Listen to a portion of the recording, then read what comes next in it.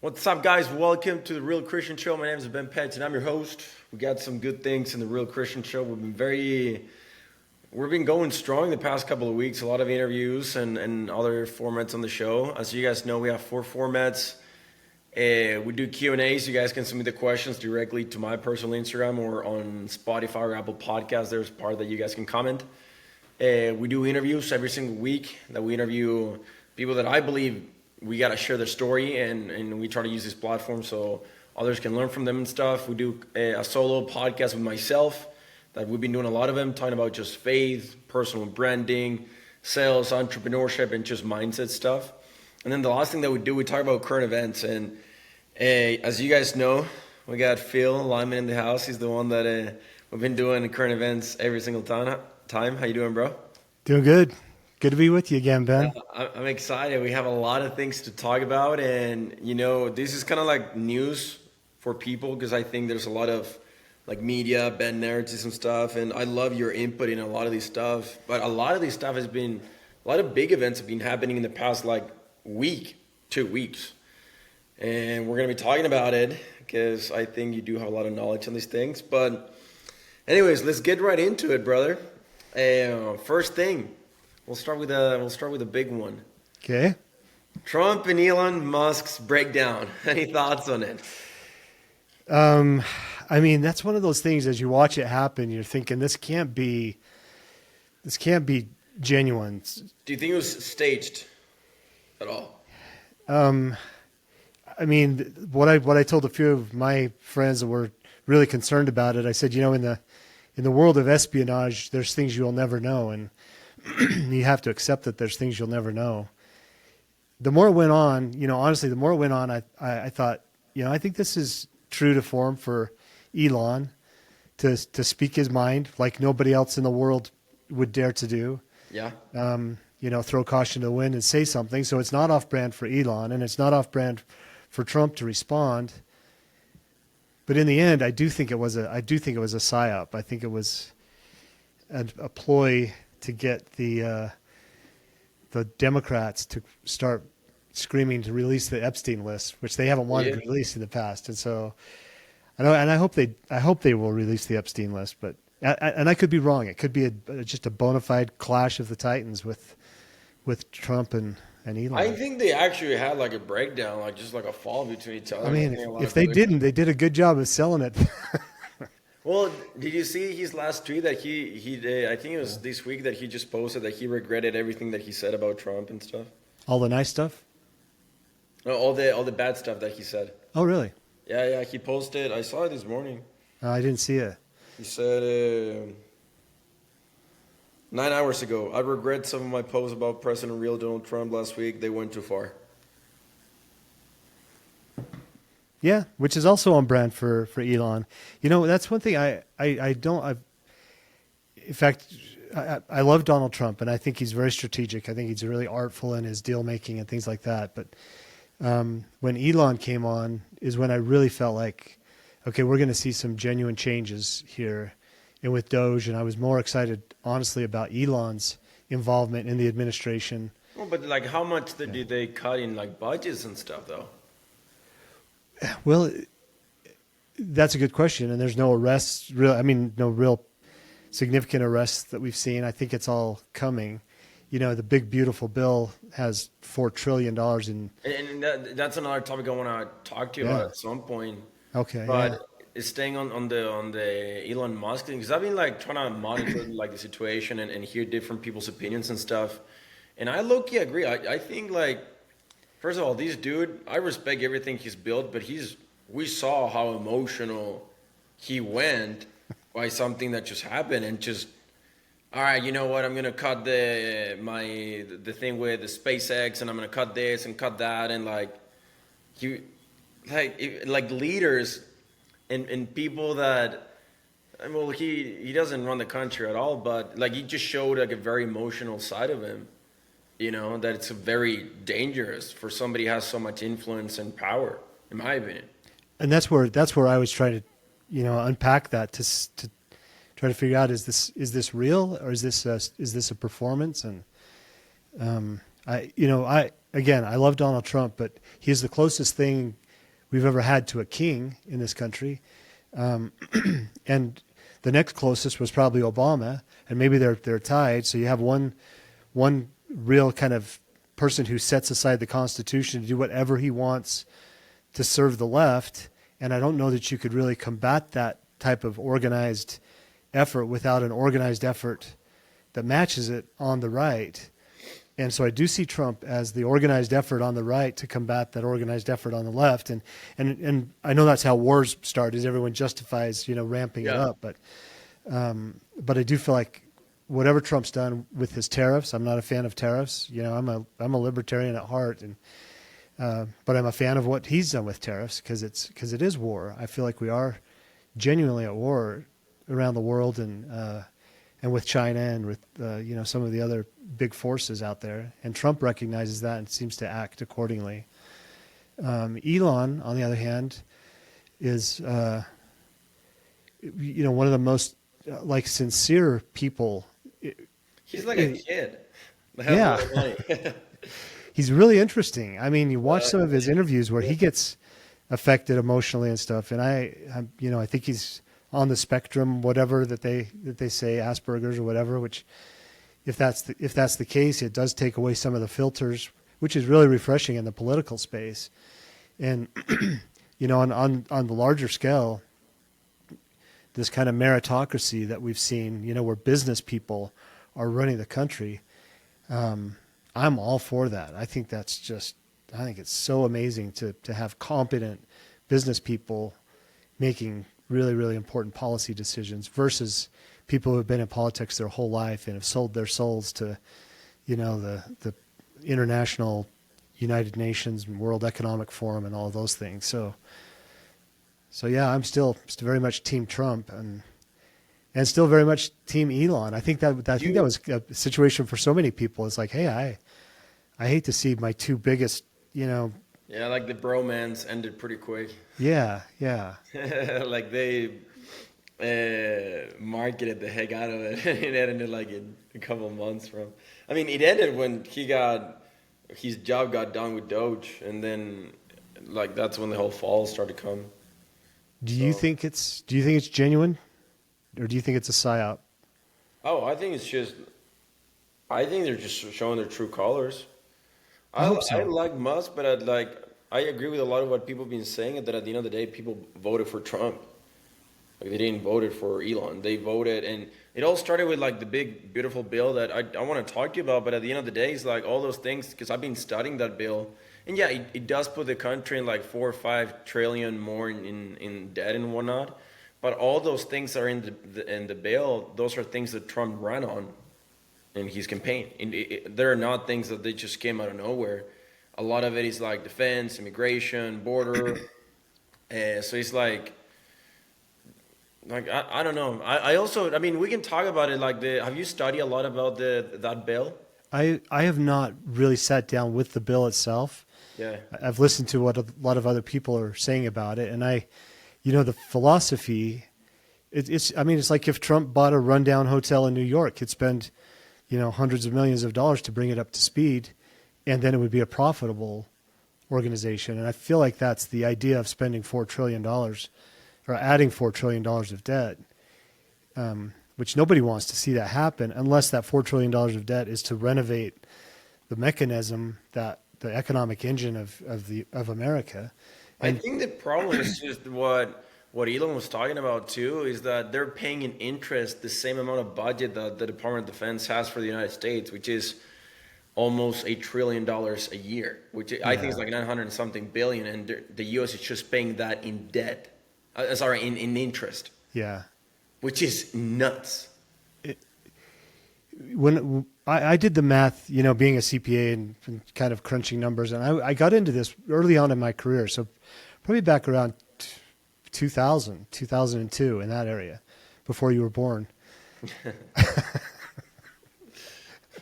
When were you born? 1999. Okay. Yeah, so it seems funny, you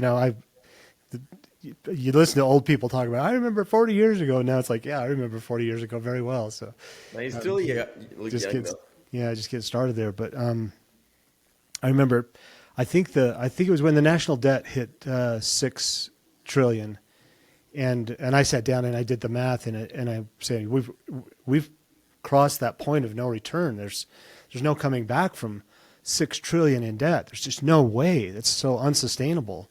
It's like that. What's the Roadrunner? The Roadrunner commercials where Wile E. Coyote doesn't realize he's falling until he's like 15 feet off the cliff, and then it's like straight down. And that's why.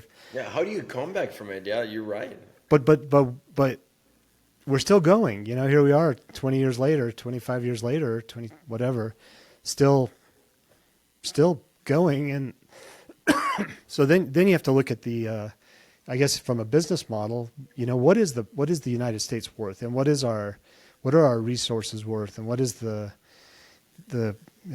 intellectual technology of America worth? And it's worth a lot more than our national debt. But still, on a per capita basis, I mean, when you're talking, $500,000 per family of debt, nobody carries that personally. Phil, and this is something I don't understand. Maybe a lot of people can relate to me because I'm just a regular guy trying to understand this whole idea. Who's the U.S. borrowing money from? Who's lending that money to the U.S.? Well, I mean, you've got your bonds, which get bought up heavily by China and Russia and by Americans. So they issue bonds, and people buy up government bonds. So there's plenty of debt. I think that's the measure of national debt. That's the like for example, like let's say I'm gonna buy a car right now on like this weekend, and I got a loan with my bank, so I owe the bank a certain amount of money. Like when we talk about that the US is like in $30+ trillion in debt, is in debt to who? It is to people and institutions. I mean, they genuinely have notes, bonds that they've sold. So it's not like going to the bank and borrowing money. It's basically printing up the paperwork and the bonds, and people still purchase those, still purchase bonds in the bond market. Oh, and, yeah. Like who's getting the interest rate of 900 and something billion a year? Who's getting that? Who's getting anyone who owns a U.S. bond. So again, in my business, I have a lot of clients that invest, and a lot of them like bonds. Historically, government bonds haven't been really appealing because they have such a low interest rate. So when the interest rates go up, then people say, "Oh, I want to buy government bonds. They're really safe. I don't have to pay taxes on them, on the interest that they generate," and so they buy U.S. bonds or education bonds. Oh, okay. And that's if I buy a bond, then when I want to cash that bond out, the government has a deal that I'll get the money, I'll get the cash in exchange for the bond. So, and that's just on an individual level. On the institutional level, you've got massive $1 trillion transactions that are taking place.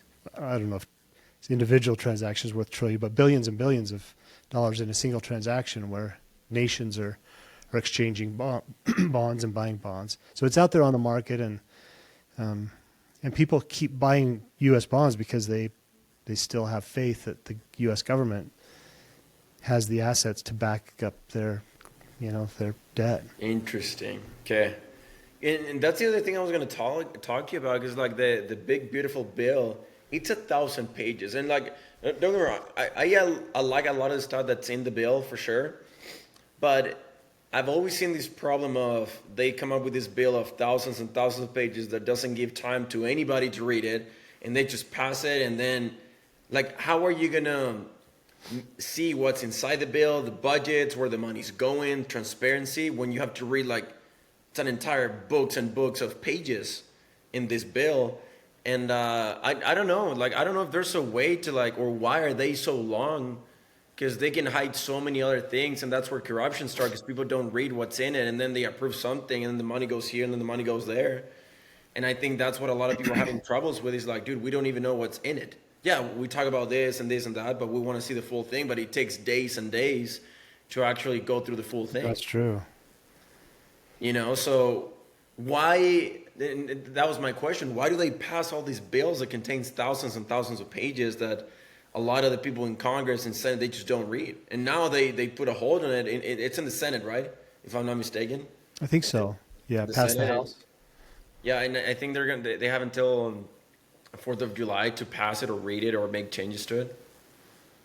Yeah, honestly, I've not paid a lot of attention to the progress of that bill. I'm sorry, I should have looked into that a little bit more. No, you're good. Like I say, I read everything that people are saying about the bill, and I have opinions about it, but the specifics, I'm not sure.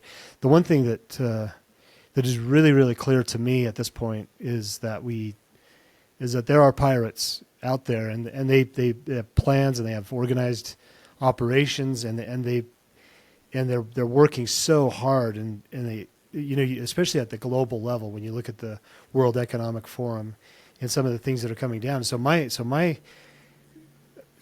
challenge is always to try to figure out, like with Trump, it's like, are you a pirate, or are you fighting the pirates, or are you a good pirate? If there's such a thing.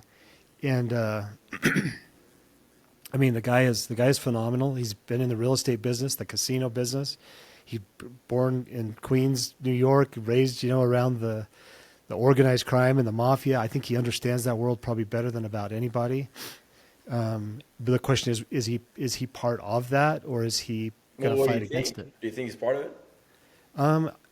I would say that he is a pirate in his business practices and things, but and again, if we're going to battle, then you would say, well, our mercenaries need to be at least as powerful as our adversaries' mercenaries, and so whether Trump is a saint or just a fighting pirate, he at least is equipped. Functionally, he's equipped to go head to head with these guys, and the time will tell. I think that's we talk about the Epstein List, and that's what Elon dropped that bomb to start with. Hey, guess what, folks? The reason you don't see the Epstein List is because DJT is on it, and that's where we look. It's like, are you a good guy or are you a bad guy? Well, if you're a pedophile, you can't be a good guy. You could be a billionaire, you could be a mercenary and still be a good person, still be like on the right side of society at least. So yeah, the Epstein List is really interesting. And I guess if it came out, I don't think he's in it, to be honest. The guy that was the lawyer for how do you pronounce his Epstein. He came out and said that after reviewing things about that case, and when he was working with this dude, like, there was nothing about Trump. And like, if you think about it, if he was in the list, I'm pretty sure the Democrats would have run on that for the entire election. So if they knew, why wouldn't they use it?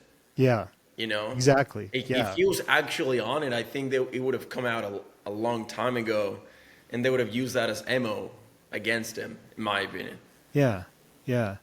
So we do this naturally. I think it's human nature to look at all the little aspects of a person's life to see if they're honest and if they're moral and things like that. And when they're not, it doesn't mean that that's like, oh, I lose all respect, because we all have our flaws. But it's like, okay, are you a friend or a foe? Are you working for our freedoms, or are you working as a socialist? Well, didn't he also help when this whole thing came out about Jeffrey Epstein, whatever, that Trump kicked him out of his country club, and then he helped I think it was the FBI or whoever to like get the case going and stuff. So he did a lot of things against it, because they were showing this video when I think it was at Trump's place or something, that they were having a parties, and there's the Bills cheerleaders and whatever, and Jeffrey's there and all these guys, and Trump is talking with them for a minute about girls and stuff. But I'm like, dude, Trump was a billionaire. He was single. Like, I'm pretty sure if you're single, if you're a billionaire, you most likely will spend time with girls that are younger than you and cheerleaders. Like, I don't see anything wrong with that. And that doesn't say or take away his influence or capacity to run the country or to be an effective leader. Right. I think the problem is that a lot of the times when we look at, and I think a lot of it started with Trump, that we look at these leaders and then the media goes after things that they've done or like how they run their family or if they're a good dad or a bad dad or whatever. And I'm like, dude, who gives a crap? Like, can he get the job done? Like, I don't care where you come from, what you've done, whatever. Are you good? Are you qualified for the job? Can you do Yeah. the job? And I Yeah. think they've been using a lot of just moral things against him. I mean, being a pedophile is like a completely different thing. Right. I'm not No, even it talking is. about Yeah. it. But Yeah. you know what I'm trying to say? You can't rationalize that one. You Yeah, can you rationalize a can't. lot of other things, you know. Yeah. Well, he comes from a different background. He's a billionaire. Their moral code is different, Yeah. when you're a celebrity, all of these things that you can kind of give a pass. But at the end of the day, I guess this is the thing. And I've always said, kind of along the same lines, information in the hands of your enemies will be treated very differently than that same information in the hands of your friends. And so we've got policy that says, hey, we just want you to, sign up for this and, get your digital ID or whatever. And you're saying, well, I would do that for people that I trust, but I'm not going to do it for people who clearly Yeah. want to destroy me. And so even though we just want them to do a good job, I really want to know where their heart is. Do they believe in freedom, or do they believe in socialism and communism and subjecting people in a top-down form of government versus a bottom-up form of government? And there's a lot of things about Trump that seem really top-down, and that concerns me. Like what? Little things that when in his first administration, when he banned bump stocks, and people say, well, but bump stocks are bad. It's like, yeah, but that's not the president's prerogative to ban bump stocks. It really, that little thing was like, who is this guy? What are we dealing with that he wouldn't just say, that's not my, I wasn't hired to do, to whatever, violate the Second Amendment. I was, if anything, I'll protect the Second Amendment. I'll stay out of that discussion. But so he jumped in the middle of that, jumped in the middle of the, Operation Warp Speed with the vaccine. Yeah. And that's one of those, COVID, the whole COVID thing was a scam as far as the money side of it. I'm not saying that people didn't get sick and die, but the political side of it was a total, taking that crisis and exploiting it. And I didn't see Trump putting money in his own pocket through that, but there were billions and billions of dollars put into the pockets of a lot of people, a lot of billionaires that were made during COVID. Well, what do you think now? Like in his second term, do you see something that is like top to bottom type of thing that you're like, oh, I don't know about that? Well, the Bears Ears National Monument honestly is a touchstone for me, and I have some friends that ran into Trump about a year before he took office, so he's just getting ramped up, and he said something about they took the Bears Ears. You probably haven't followed that too closely, but Obama designated Bears Ears, Trump shrunk it, dramatically. Then Biden put it back.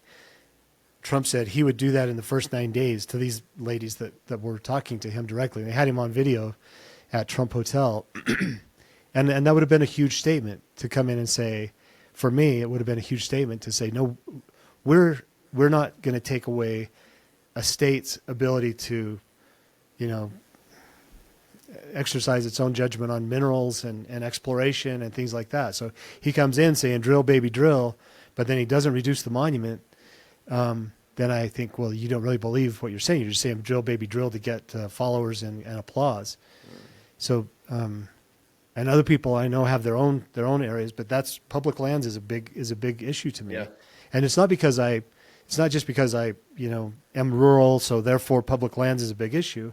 It's like public lands is where all of the resources lie. It's where you control the land, you control the people, you control the water, you control the people.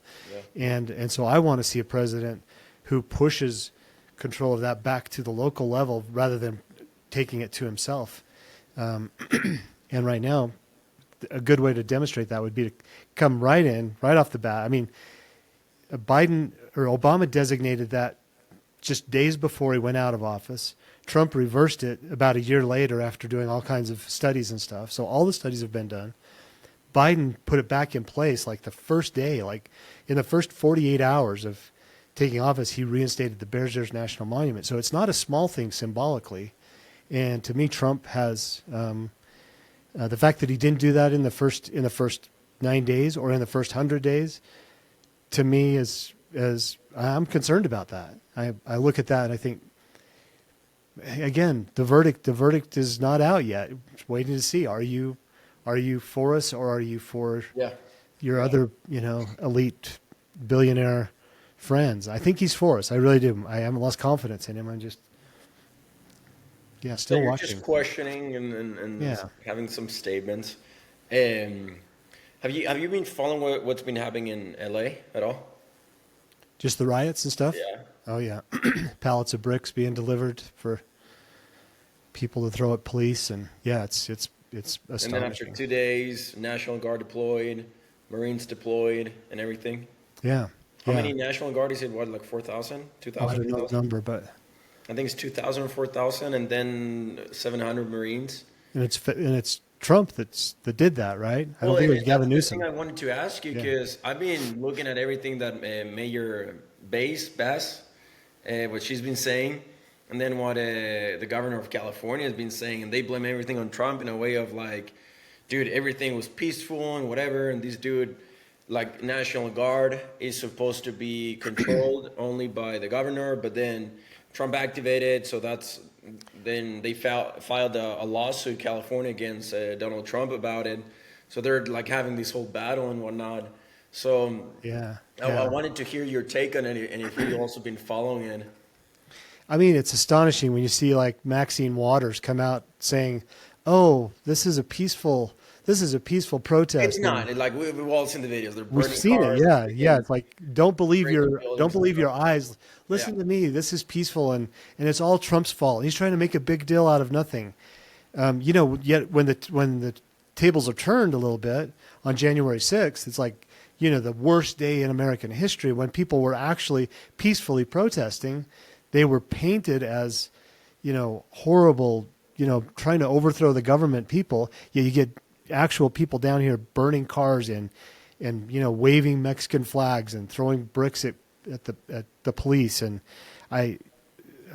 then for Maxine Waters to come out and say this is peaceful. I mean, we're living in like the Matrix. And these people are playing games at such a high level, and it's on both sides. I see it from the Republicans. I posted something this morning that said on the China deal that was signed yesterday. Democrats would never have gotten this deal done, and Republicans would never have gotten this deal done. It took Donald Trump. Deal? What's that? What China deal? I didn't see that one. A China deal that basically their tariffs remain. If I'm reading it right, and it's all secondhand stuff, their tariffs remain at 55%. Our tariffs are at 10%. That we pay to China. They are going to stop stealing our technology. Basically, it was a surrender. It was a surrender on the part of China, and it is political and economic warfare. And I would say Trump took them to task on it, and they signed an agreement. Took him to deep waters. Yeah, really important stuff, though. I mean, China is not to be underestimated, and yet you had Biden who was just eating out of their hand and wouldn't do anything aggressively. And I guess to bring it to the point that we're talking about is, Trump actually gets something done with China, and he just gets hammered by the Democrats and the left. And honestly, he gets hammered by the Republicans. I don't have much faith in the Republican Party as a party, at least in Washington, D.C. They don't deliver. There's lots of promises.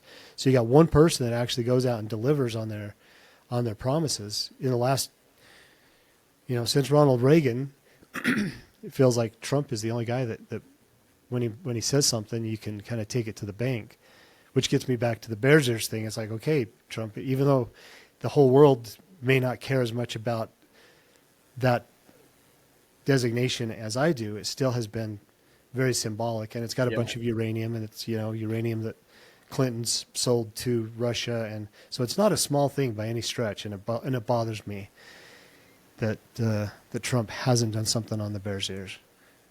Makes me happy that he did this stuff with China, and I think it was a huge win yesterday with what they signed. But yeah, still trying to.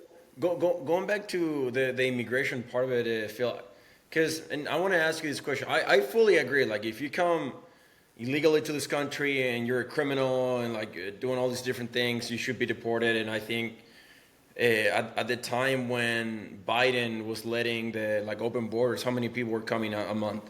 Like, it was like, I don't know if you know the numbers of it, or like in total, it was like what, 12 million, 15 12 million a year, I think. Maybe it was 12 Was it a million. year? It was a lot. It was a lot of people. I think it was in total. It was like I mean, I went down to the border. I mean, the Border Patrol had gone and removed big sections of the wall. They were just with their cutting torches, they were just coming in. and they just take them down. And I asked one of the Border Patrol guys, "What are these? Why are you taking out these sections of this wall?" And his first answer is because we were told to, which I'm just following orders. And then, but the answer to is to make it easier for people to come in and out.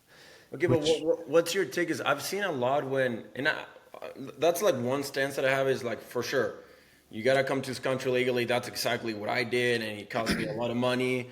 But he's like, you got to do it the right way.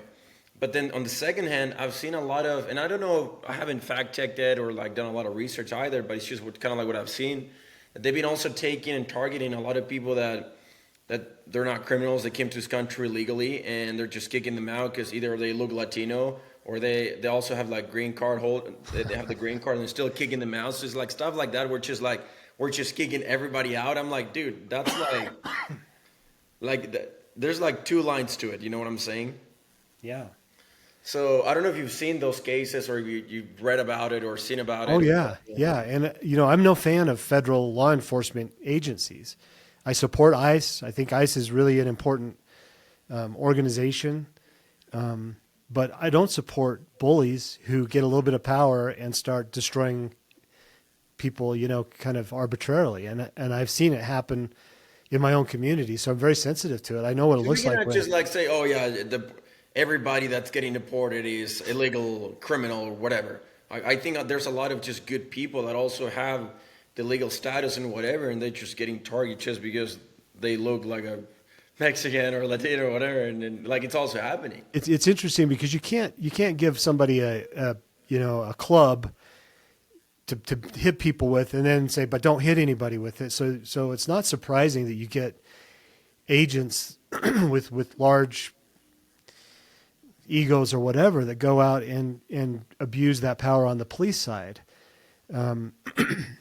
But I'm not one that goes and says, "Oh, the police are bad." But I've seen some really, really bad police. Yeah. I've seen some really aggressive agents on the official side of things. Much more so than I've seen aggressive people on the activist side. Now you look at LA and you've got really, really aggressive activists throwing bricks and all that kind of stuff. And the police, what are they doing?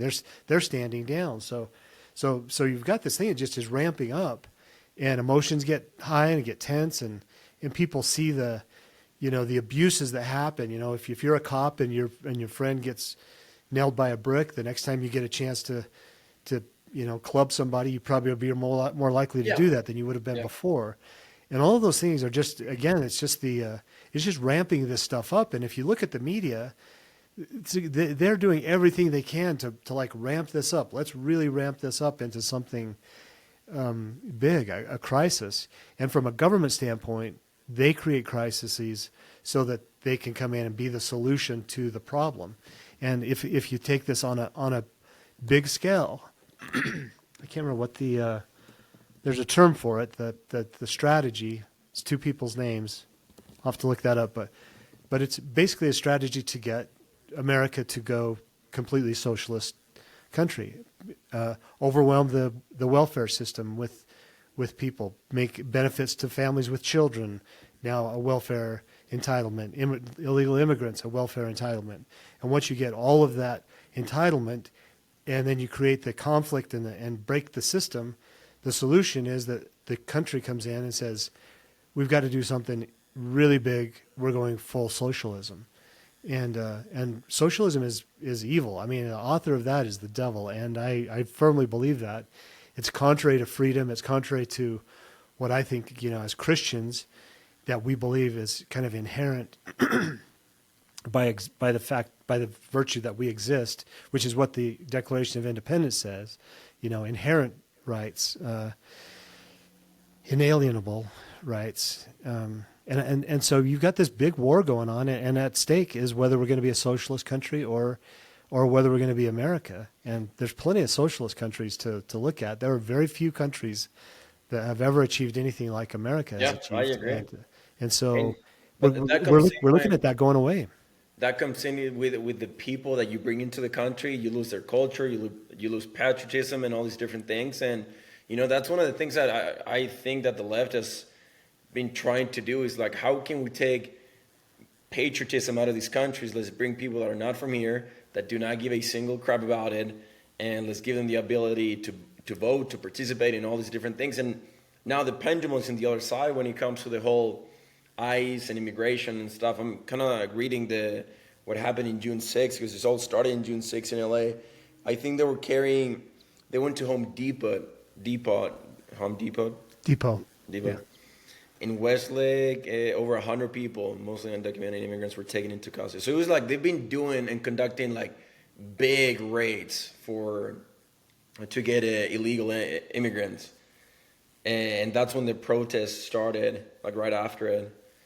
And then it started with the police and whatever, and then 2 days after, that's when Trump invoked Title 10. That's what it was called, Title 10, to deploy approximately 2,000 National Guard. So when it comes to the whole lawsuit, like, who's right? Because I know that governors are the ones that have the authority over their National Guard, but I was reading a little bit about Title 10 and how it also gives the capacity to the president to act.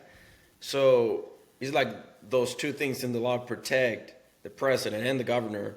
So who's right or wrong? Like, who has the authority? Like, how do you go about that? Well, yeah, so you're talking kind of on a policy level or on like the actual mechanics of how do you go about that? It's like both both can do it. Yeah, right? yeah. So the strategy that it's called the Cloward-Piven strategy. I just looked it up. Richard Cloward and Francis Fox Piven came up with this strategy. So we get into the administrative, the bureaucracy of it, and it's the same bureaucracy that the Democrats inherit when they take office, the Republicans inherit it when they take office, and that bureaucracy is used against the people. And I guess I would call it the administrative state versus the private sector. So I'm not sure which. I'm kind of lost track of your actual question, but it's not. Yeah. I'm just saying that both have the right to, because Trump deployed the National Guard, and then Gavin Newsom, he's like, dude, screw you, I'm gonna sue you because you don't have the authority. And like, what he's been running on is pretty much saying, let this be a warning to every state that the federal government can go in and do whatever they want and bring military people into your state without your authority, and like that proposed like a big danger to the state. So and then they filed a lawsuit and whatever against Trump and whatnot. And then Trump was saying that, because Tom, what's this dude? I like this dude. He's such a freaking boss. Tom, what is it? Hoffman? What's the last name? Tom Fitton with Judicial Watch? No, the ICE guy, the immigration guy. Yeah, the head guy. Whatever. He was like, Holman. And that Holman, I think. Holman. Yeah.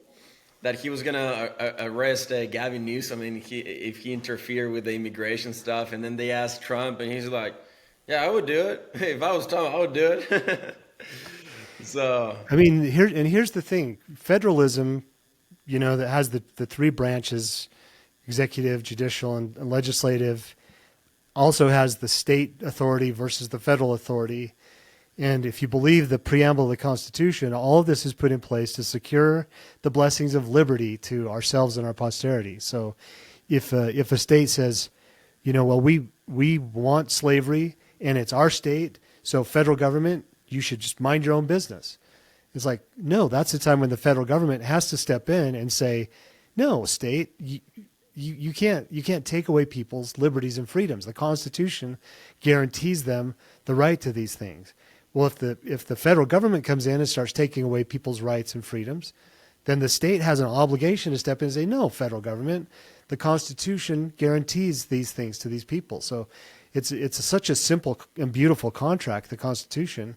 And so you go back to that with, like, in terms of immigration and say, well, if this is, immigration, that's one thing. If it's an invasion, and like Texas called it, then they have a right to defend their borders and to put up the barbed wire. And the Biden administration sued, Paxton and Ken Paxton, the Attorney General of Texas, and they lost. Texas won that case because the courts came and said, no, a state has a right to protect the freedoms and privileges that come as part of living in Texas. They don't have to just roll over and be steamrolled, even if the federal government says you have to do that. Well, then why, if all these people were coming in Texas and Texas is like pretty conservative, then why did Texas allow all these people to come through the border if you're just saying that they also have the right to protect themselves? Yeah, well, they were coming into Texas because Texas is on the border. No, that's what I'm saying. Like, why cannot they have the authority to protect their borders in Texas, right? That was the whole fight. That was the issue. Texas said, we're going to protect our own borders. And so they put up the strings of barbed wire fence, and the feds, the Border Patrol, federal agents came in and took it all down, and Texas put it all back up. So you've got basically Texas saying, we don't want all the illegal immigration.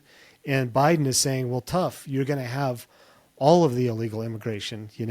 Florida was dealing with the same thing. I loved it when Ron DeSantis sent all those illegal immigrants up to Martha's Vineyard.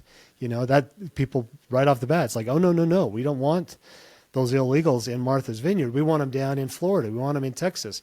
We want to overwhelm the border. We want to overwhelm the people of goodwill. We don't want it to affect us individually, those elite, powerful people. So it's a huge double standard. And at the end of the day, constitutionally, the Constitution says that in the case of an invasion, a state has the right to protect itself. How do they track all these people? Like, if all these people came undocumented, they didn't vet them, and they just walked in, how do you track them? How do you know who is who, where do they live, if they're illegal or legal, their status? How do you track that? Yeah, you don't. So how do they know, like the whole mass deportations, who do they target to, and then? It's a huge dilemma, but if you have certain programs like Utah was implementing, saying, well, let's give them driver's licenses, and let's let them get a work permit. I can't remember the system for verifying that, but so Utah is saying, welcome to Utah. Here, come and apply for a driver's license. In Utah, it's insane the amount of illegal immigrants that are there. Like Venezuela, there's a bunch of them, but they're all like in what's it called, refugee visa or programs or whatever. Right. There's a lot of those that are. So at the border, people were being told, go to Utah. Utah is friendly. Go to Utah and go to this place, and you'll get your driver's license, and you'll get your, you can go start working. They thought that they were following the law because the people at the border were giving them the instructions. They're still illegal. They didn't go through the right process, but they're being facilitated. But the illegal process that they're going through has been given to them by officials who are the very ones that are supposed to be protecting against it. So they've been conducting a lot of ICE raids in Utah as well.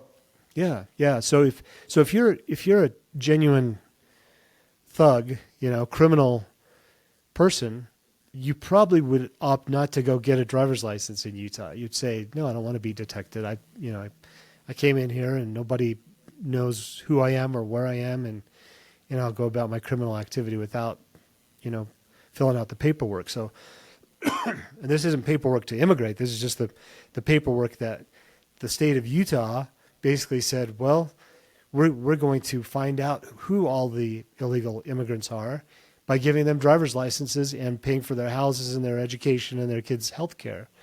So I'm sure a lot of those people felt very legal, even though they weren't. And it's because of Utah's policies. And Utah's policies are put in place, again, back to the Cloward-Piven strategy, mass mobilization, mass importing of illegal aliens, and creating a crisis situation.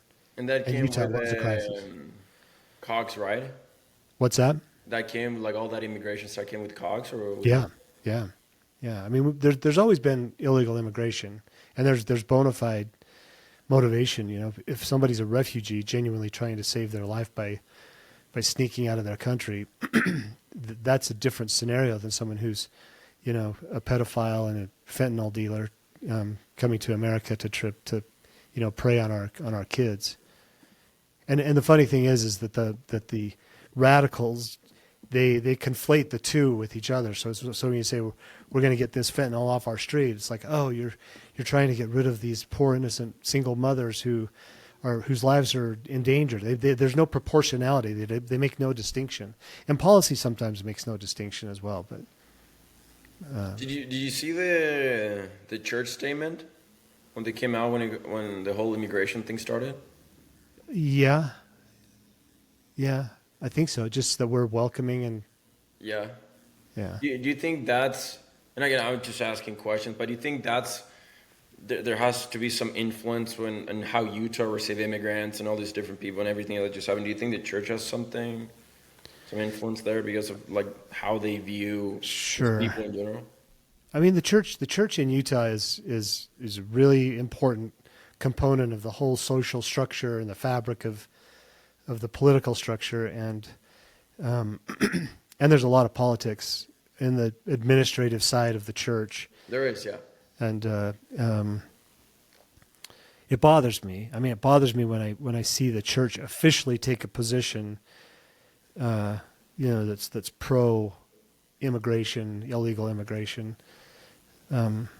So yeah, I mean, it has an effect. I don't. For me, it doesn't shake my faith in the gospel of Jesus Christ, but it confirms my lack of trust for, you know, individual people making decisions for others. I've come to the same conclusion. Like, I'm a devoted member and all these different things, but I do understand that wherever there is a man, there are gonna be imperfections and mistakes. And I've come to realize that the church has a lot of policies and things created by men. That I truly believe they did not come. A lot of it did not come inspired. But there's the thing that doesn't affect the true doctrine of it or the principles of the authority, all these different things. But there's a lot of policies too that I'm like, dude, this is just stupid. You know. I mean, we've seen a few people in the church administrative side in their media department or whatever that have, you know, completely gone, you know, off the rails with what they've done. The history department is notorious for, you know, people who have a political agenda, so they introduce into church history things that are fabricated and false. And so I loved President Nelson's, you know, his mantra from the very beginning was basically to seek your own inspiration and guidance, personal revelation. The same thing that happened, like, I think this was either a year ago or 2 years ago with, I think it was the president of Big OU Hawaii, that he was posting all the LGBTQ stuff and pride and everything. I'm like, bro, isn't like that thing a calling? Like being a BYU president? Is yeah. a calling? Oh, yes, it is. Yeah. And I'm like, that for me was like, this is just so stupid. Like, it doesn't even align with the stuff that like the church represents or anything. So I agree. And I want to see those people taken, you know, fired. Same thing at BYU. You know, BYU was going through a real LGBTQ phase, and you know, really promoting it. You know, BYU is in Provo. Yeah, they were for a while. I was there at the commencement address when the valedictorian came out as gay in his commencement speech, and he got such praise and such applause, and oh, how brave, and all these things. It's like, well, it's against the code of ethics for BYU, one thing. So he should be, you know, stripped of the valedictorian thing because he's breaking the code of ethics. but it wasn't. It was celebrated, and then there's a lot of things in academia. You always see it. You always see kind of a left leaning element in academia, and BYU is, it's academia. It's just like you're saying. Even though you would like to see official action taken to remove those people, there's enough people who are making those decisions who agree with that action that we end up with basically coming back to, well, you've got to have your own testimony Well, individually. and it comes down. I think this is a huge problem for Christians in general, and this is why they let all these propaganda and ideas just flood everywhere in the United States. That this whole idea of like, no, we gotta tolerate people, we gotta be nice, we gotta show. I'm like, yeah, I agree, but there has to be a limit on how long are you willing to tolerate certain behaviors and ideas and certain ideologies that are just cancer to society. Like I agree the whole tolerating people and being nice and Christians and whatever, but there's some ideas that are literally from the devil. Like this whole pride LGBTQ, like the idea is from the devil. That doesn't mean the people that practice those things, it doesn't make them bad people, but I'm just talking about the action and the idea of it. And I think Christians in general, and I'll say this, a lot of LDS people, they're very accepting when it comes to those behaviors and ideologies. And for me, it pisses me off.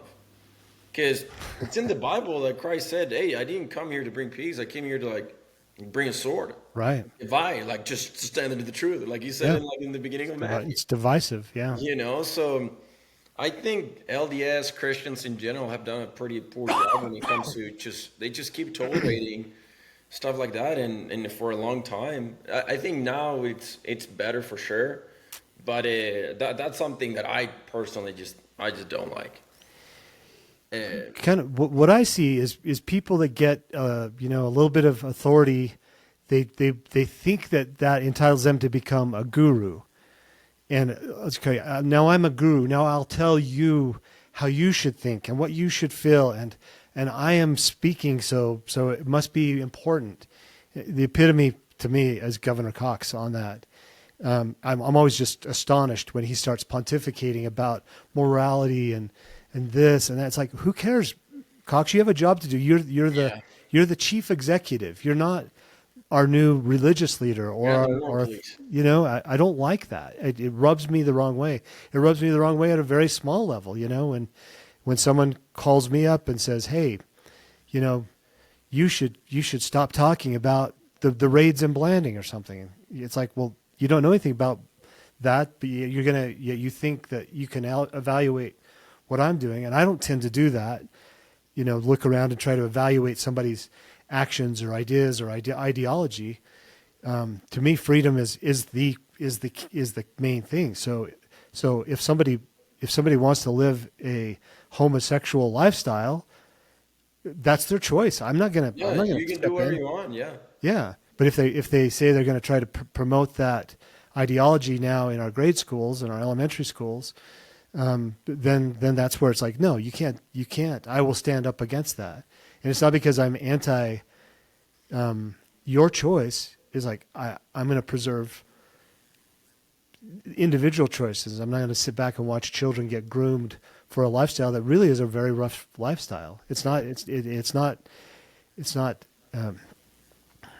You know what I'd love to see though? I've seen a couple of videos of, especially on Instagram, of like trans people, or like people that are in that path group, whatever, and they say, like, they show their past life, and then they said, when I met Jesus, and then they go back to their natural gender and like completely transformed person, which I really like it. I love seeing examples like that. And then you see like the pride community, the LGBTQ community, just going and hammering these people, and just because they fixed their life. Because I do believe wholeheartedly that all these trans stuff and pride, like, it's just a mental disease in my personal opinion.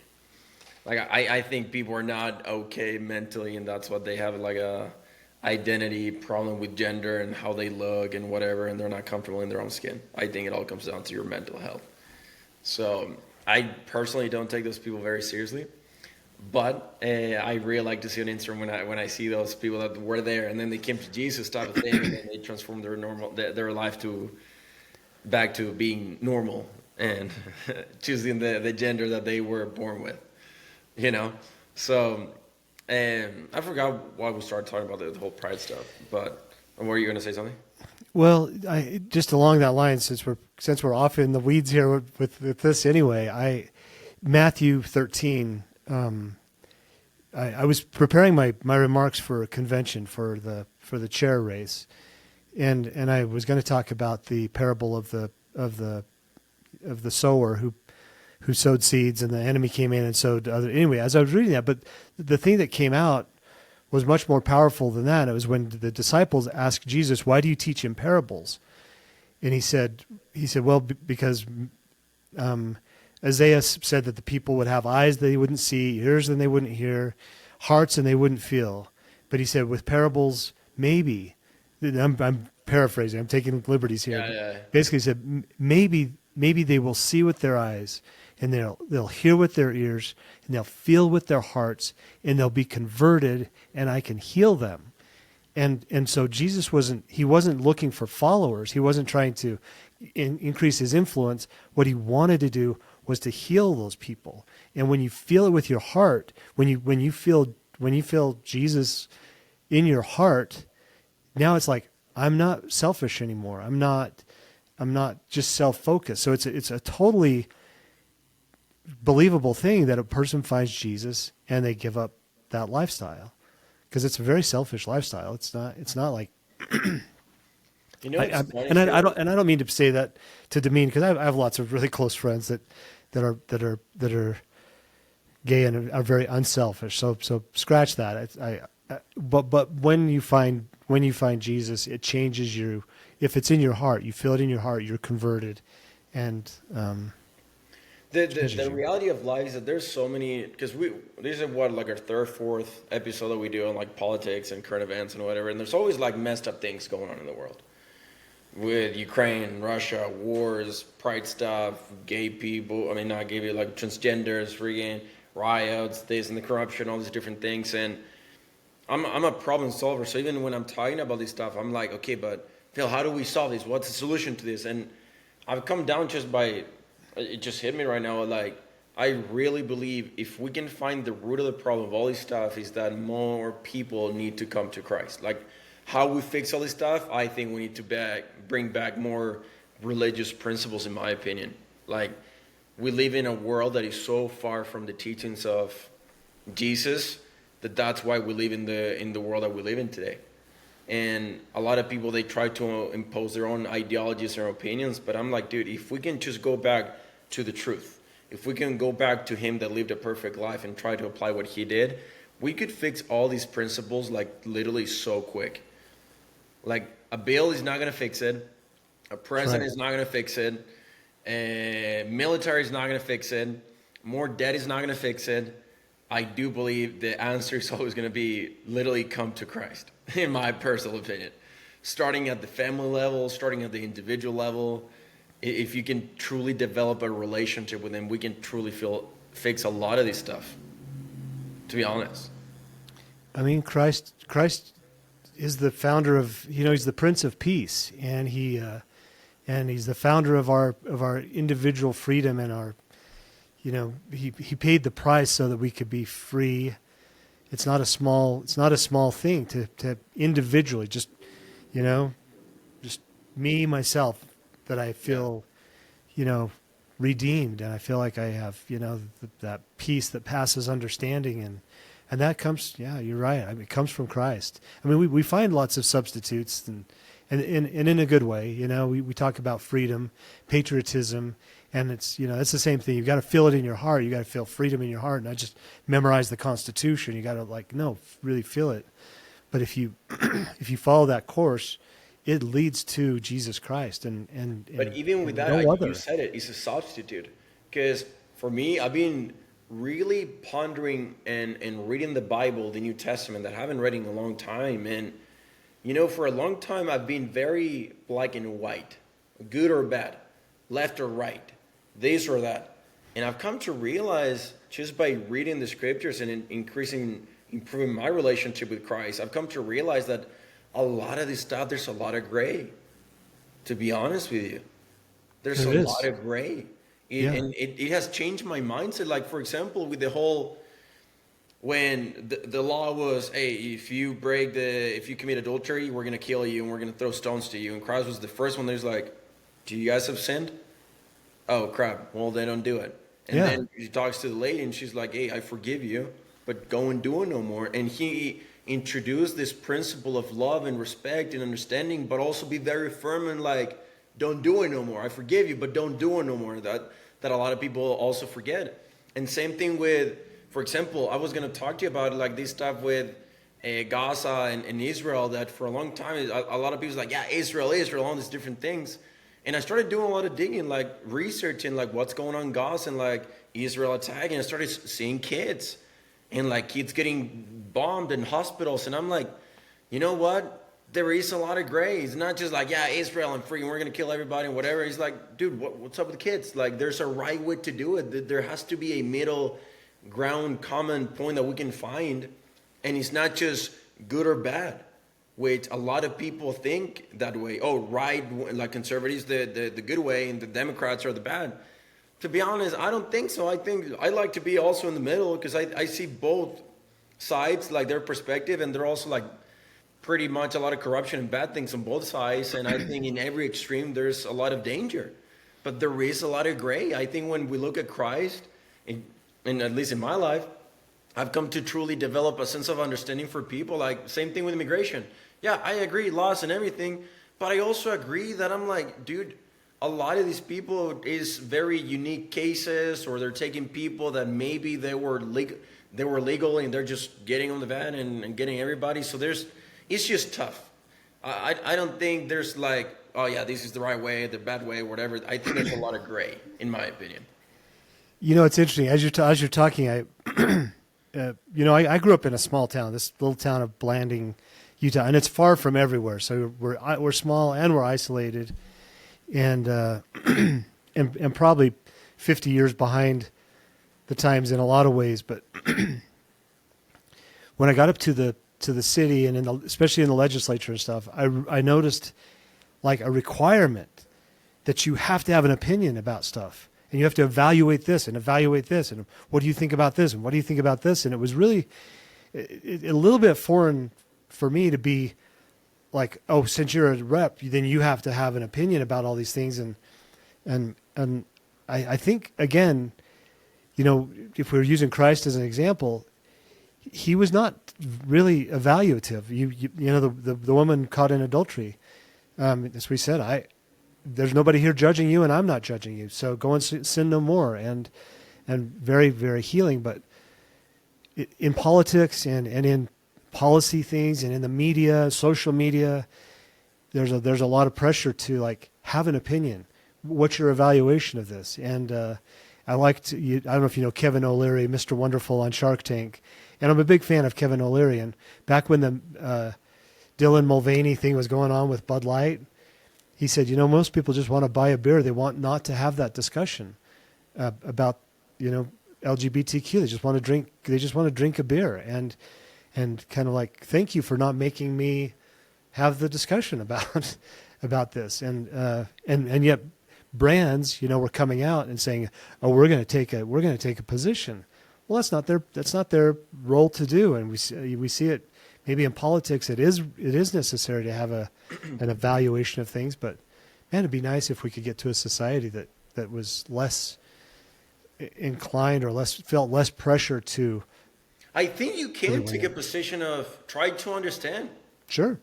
You know, yeah. I think for me, the past couple of like months and just year, I'm like, you know what? There's always there's two sides. And like, for example, for me, it was my parents' divorce. I got my mom's side and then my dad's side. But for a long time, I listened to my mom's side. And I'm like, you know what? I agree, but I do believe that it's your side of the story, and the truth is in the middle. Like, I don't really believe one side has 100% truth and then the other side has 100% truth. It's the same thing when it comes to, for example, the whole Ukraine-Russia. It's like, oh, okay, Putin is a dictator, kill Russia and whatever. And then Russia on the other side is like, yeah, but dude, you guys are putting military bases right next to our border, and it's like compromise our national security. And I'm like, you see both sides, and then you come to realize, you know, it's not good or bad or white and black. There's a lot of gray. You know, there's a lot of technicalities that I don't understand. you've got to be willing to acknowledge that part of it. Like Russia and Ukraine. No matter what your opinions are, you've got to acknowledge, I'm not Russian, I'm not Ukrainian, I'm not living there. I only know what I'm hearing through the media, which I know the media skews things. So you have to at least be able to say, whatever my opinions are, they're based on the best information I have, and I do the best I can. I might read, newspapers all day and watch the internet all day, but it's still not personal experience like the people that are there having the personal experience. And so to evaluate the Palestinians, and say, oh, they're the bad guys and Israel is the good guy. And then you see some things that happen. It's like, oh, wait a second, maybe Israel's the bad guy and Palestine's the good guy. The truth is probably, like you say, somewhere in the middle. And you've got people who are for whom it's not an arbitrary thing. And I have to acknowledge, if I'm talking about it, it's completely arbitrary. I have no personal experience there. Yeah. So. And I think a lot of people, like, their own opinion, it's not even their own opinion. It's like their dads or moms or whatever they see on social media or whatever. But I think a part of maturity is just saying, I don't know. Ben, what do you think about? I don't know, dude. Yeah. I don't know. Yeah. Like, I think that's a very valid and mature response, in my opinion. If it's the truth. Yeah. Which is the truth. He's like, I don't know, dude. I have to see both sides. I don't know much about it. For example, like, a couple months ago was the first time that I talked to somebody that was from that part of Gaza, and that her parents were there and stuff. And dude, it was like listening to like a completely different version of what I see in the media or my phone or Instagram or whatever. And I'm like, wow, like I'm just asking questions. I've never heard about it. Crap, you're kind of right. Like me, listen, you're kind of right.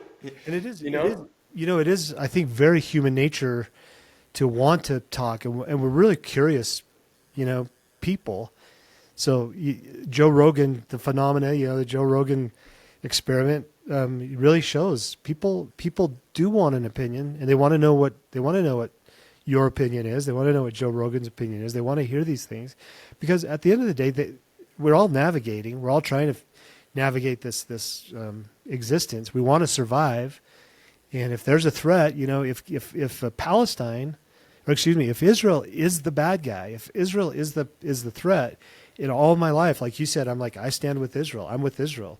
The Bible says stand with Israel and don't go against Israel, and all these things. And if we go along based on that, then we see something that really conflicts with it.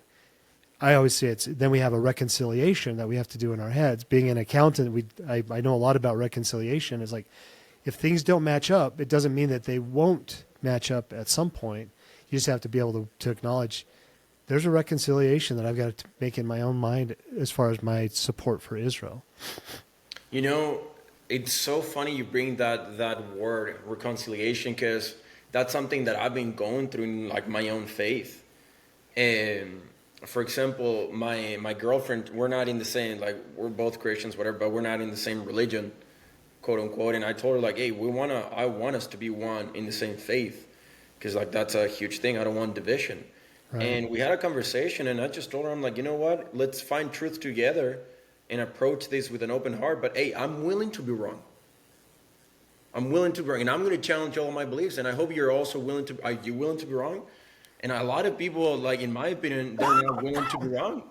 They're not willing to change their beliefs. And I'm like, the past couple of months, I've been so open to a lot of different things. And I started exploring so many things of like, okay, why do I believe what I believe in? Why, like, the history of it. And I found a lot of things that I'm like, I don't know how I feel about this. And I was talking with my bishop about it, because I'm like, Bishop, the fruits of this have changed my life. It has made me a better man, a better disciple of Christ, a better leader, a better everything. And I have felt this spirit I know is true. But on the flip side, I have found a lot of things that I just don't agree with. And I don't know how to come to terms with it. Right. And dude, it took me like a month of just same thing that you said. How do I come to a reconciliation about these two things? And I came about it of like, you know what? First of all, I don't know if I'm ever going to understand everything. Number one. Second of all, what are the fruits of it? Does it make me a better person or no? Yeah. There's way more in the balance that it does make me a better person, and the fruits are there. And I think there's some things that I got to acknowledge that is not everything percent true, in my opinion. And that's when I had to acknowledge that there's a lot of man-made stuff too Right. that I don't agree with. And that's okay. You know, I don't have to agree with everything. I don't have to agree with everything that Donald Trump says or does or believes. I just have to agree with certain things on how he gets the job done. You know, we don't have to have like such an extreme view and opinion on certain things. And I think the world needs to be a little bit more open, because you're going to realize that there is a lot of gray once you understand both sides. Right. You know, so Well, and if you had all the answers, then where's the faith component come in? So, 100%. and you faith is really, really important. I mean, in from a human standpoint, having all the answers shouldn't be the goal, but to be able to function and have faith and, you know, navigate through life without all the answers. I think we do live in a society that's very prideful, selfish, closed off, not willing to be wrong, not willing to change. And I think that brings down to a lot of the problems that we see in today's society. There's this famous quote, what is it, disagree better? I'm kidding. I'm just saying that I think we should be, I don't know, I don't think we're that smart. I think we can always learn more and learn from people and just be compassionate, but also have like a huge standard in our life and expectation. And I don't know, dude, I think a lot of stuff that we've seen right now is very polarizing. And it's obviously because the pendulum was in the other side a couple of years ago, either literally last year for like 4 years.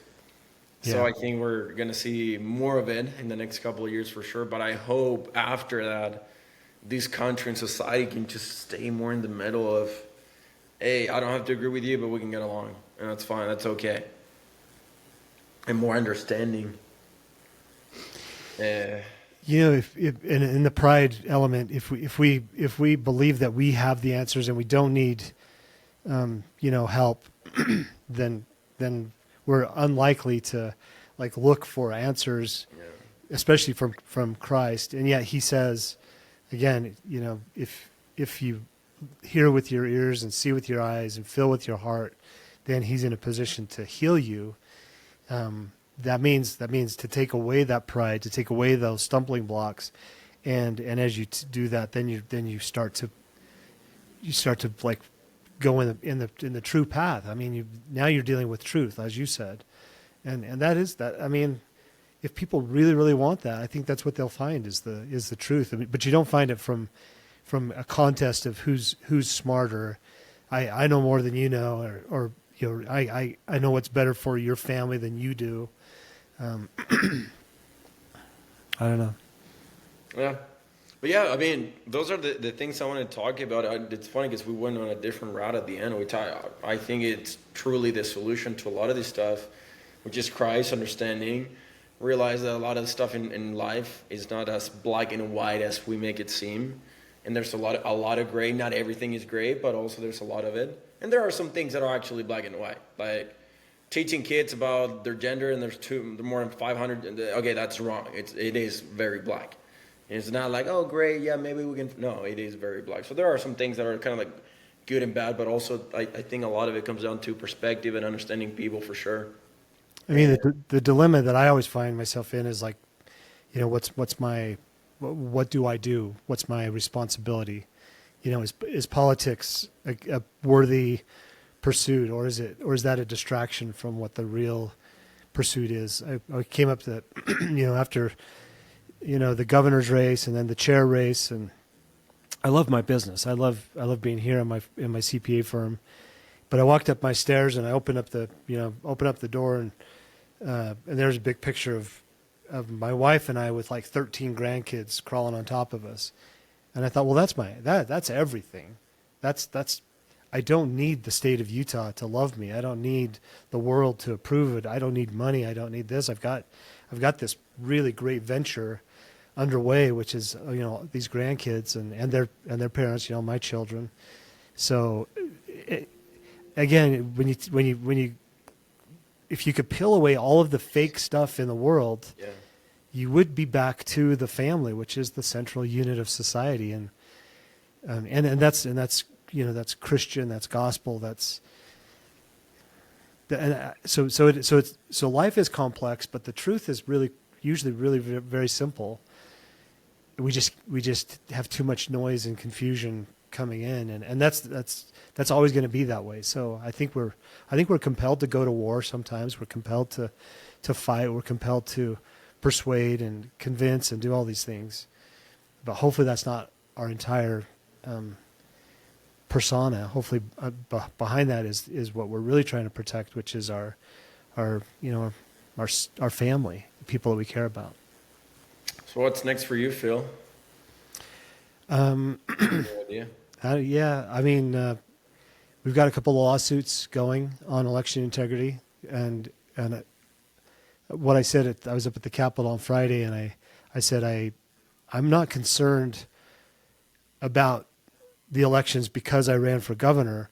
I ran for governor because I was concerned about the elections, and it's true. If you have so today is a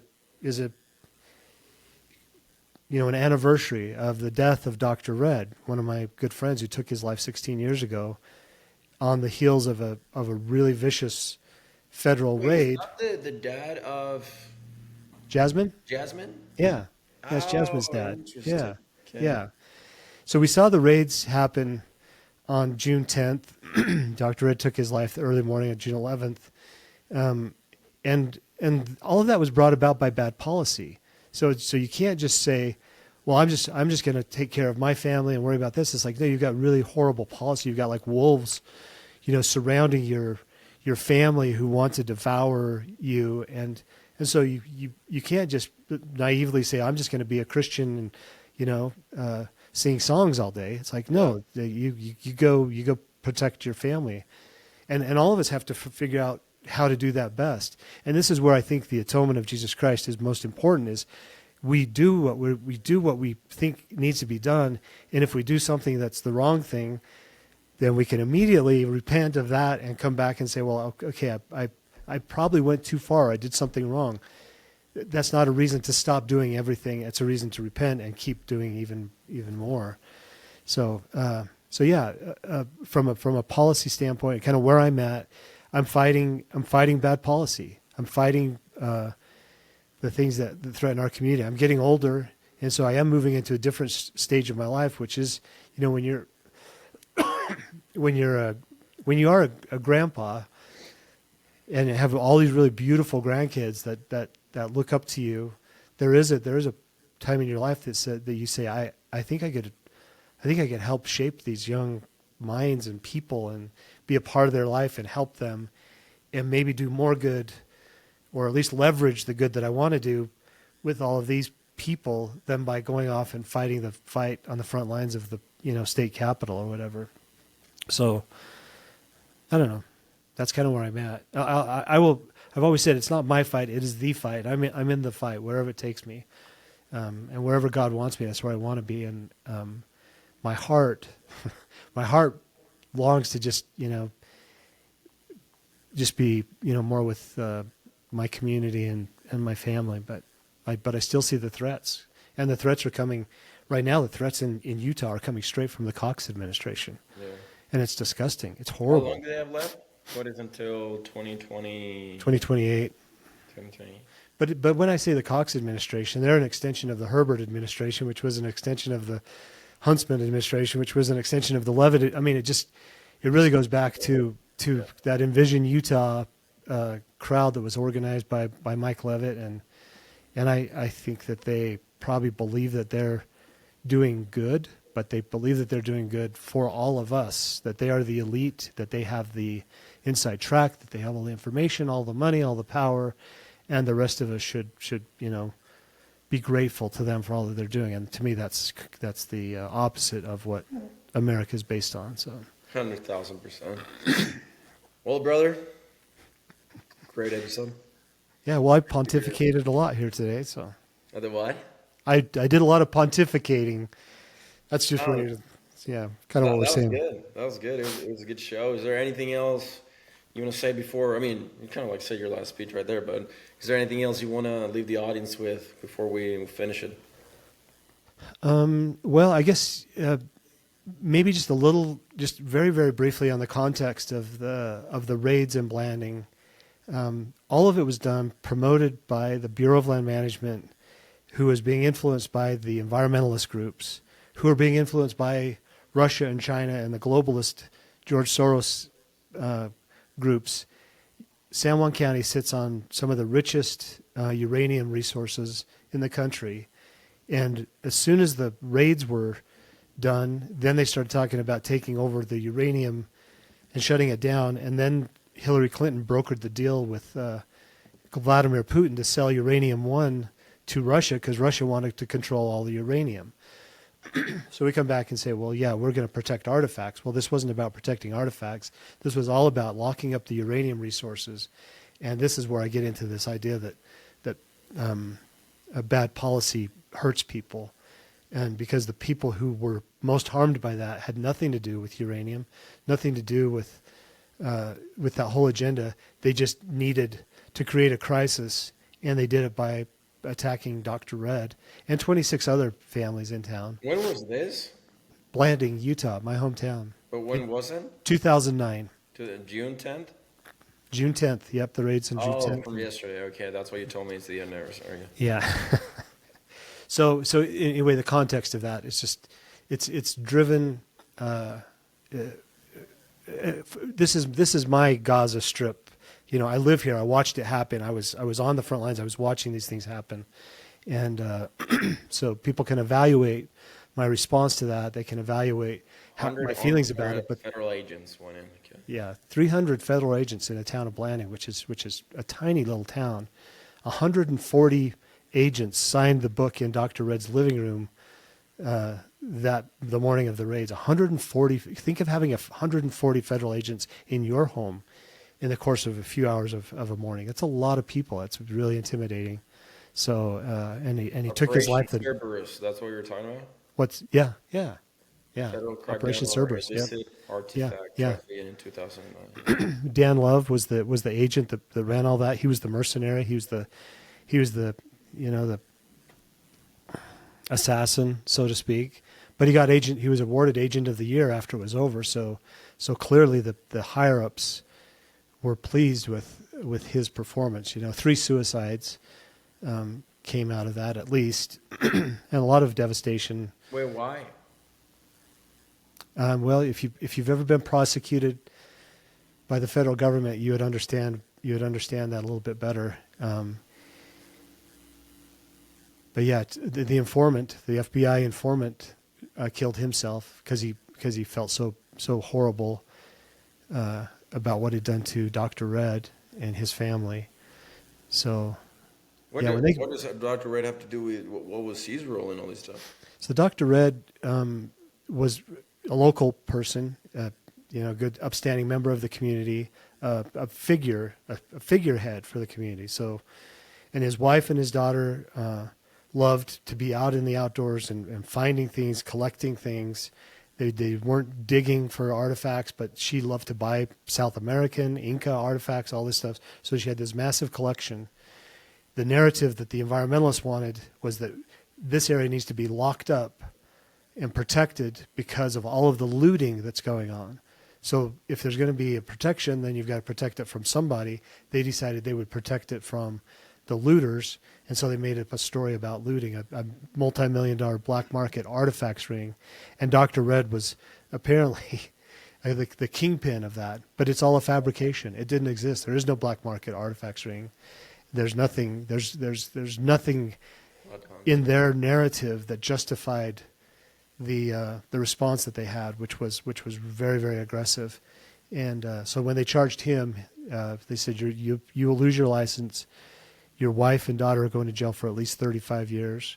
And he took his life the next morning with a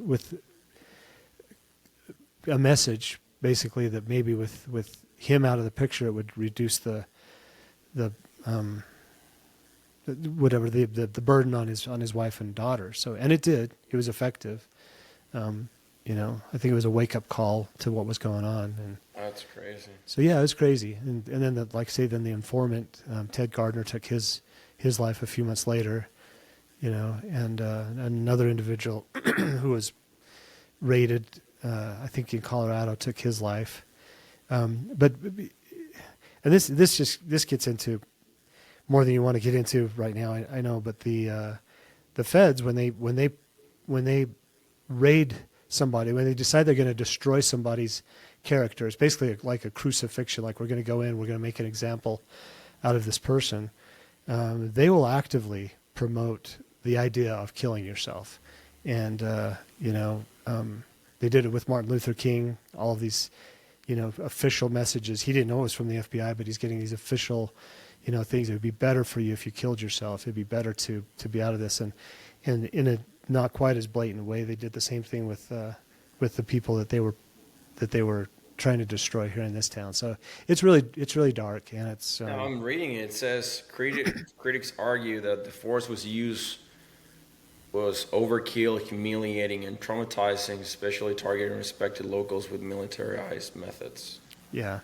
So I did a post yesterday because 16 years ago I was out for a jog on June 10th, and I started passing SUVs one after another, black SUVs, with people I didn't recognize inside. And then I jogged another half mile or whatever, and there was another big line of SUVs, and these guys were parked, and they were standing outside their vehicles with bulletproof vests and jack boots and brown gear and weapons. It's like, okay, something crazy is happening in my own little town, and it was shock and awe. It was destructive. It was they went into my uncle's, my dad's first cousin. Into his little trailer. He's 74 years old, I think, at the time, and six guys. They pulled him out of bed, shoved him up against the wall, while three of them are applying pressure to the pressure points that we don't like to have pressure applied to. To subdue him. They cuffed his wrists and ankles and dragged him out onto his front lawn in his underwear. And this is 6:30 in the morning when all the ladies are out for their morning walks, and people are just like, what is going on? And you don't know. You think, oh, maybe he killed somebody. Maybe he's got a basement full of bodies or something. What do I know? So you don't respond, but then you find out afterwards this was all just a narrative that needed to be put in place to justify basically the designation of the Bears Ears National Monument. And it was no coincidence that this was June of 2009. Obama took office in January of 2009. Eric Holder was the Attorney General, and they just went to town. They had an agenda, and they went to town. And then the last thing that Obama did on his way out of office was to designate this massive national monument, locking up all of these resources for the people that hid whatever deals that he had struck. So anyway, that's kind of in a nutshell, I guess, sort of the context of the raids that took place. Well, sorry to hear that. I just started looking it up. So yesterday's the anniversary of it, and today is when Dr. Red committed suicide. Yeah.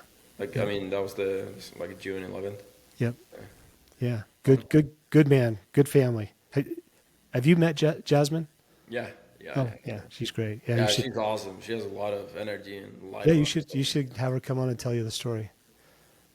I will. I actually. Do you ever? I'm gonna just send her a message on Instagram or something. Yeah. Yeah. No, I will. She did a big one with Ted Nugent a couple of weeks ago, and then did one a couple of days ago with Joe. One of Ted Nugent's friends. Really, really good stuff. No, I'll do it. It's interesting. Like, it is super interesting. We talk about all these like global things that are happening and like worldwide scale, but we don't have like a lot. I think like the local things is the things we should focus on the most. So yeah, I'll shoot her a message or something. So. Her brother lives there in St. George and would be he's super informed, less inclined to go, publicly say stuff, but I'll send you his contact info. Okay, I'm down. You'd love him, Jay. I appreciate you, brother. Have a blessed thanks, Joe. Day. Thank you. You're always generous with your time, and I feel good after talking to you. So that's good. Anyway, love you, brother. Much love. Take care. Thanks, Joe. See ya.